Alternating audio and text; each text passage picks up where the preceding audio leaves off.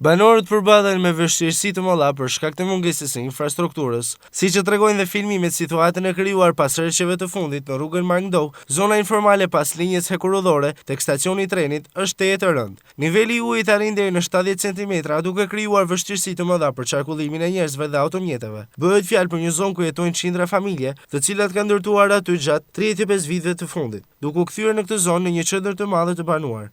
Megjithatë, përveç sistemimit të shpërndarjes së energjisë elektrike dhe rrugës kryesore që lidh zonën me lagjen, Docmazi, mungojnë investimet e tjera në infrastrukturë. Kjo përfshin dhe rrjetin e ujësjellësit, tubacionit e të cilit janë shtruar por ende nuk janë vënë në funksion. Rreth 4 deri në 5 vite më parë, Bashkia e Shkodër nisi zbatimin e një projekti për rregullimin e rrugëve të brendshme të këtij bloku banimit, e njohur me emrin Qafa Bishkasit. Por çuditërisht, punimet u ndërprerën vetëm pas disa muajsh dhe deri më sot nuk janë verifikuar. Ndërkohë, banorët vazhdojnë të përballen me probleme të mëdha, veçanërisht gjatë stinës së dimrit, ku rrugët mbulohen nga uji, balta dhe gropat, duke e bërë thuajse të pamundur lëvizjen.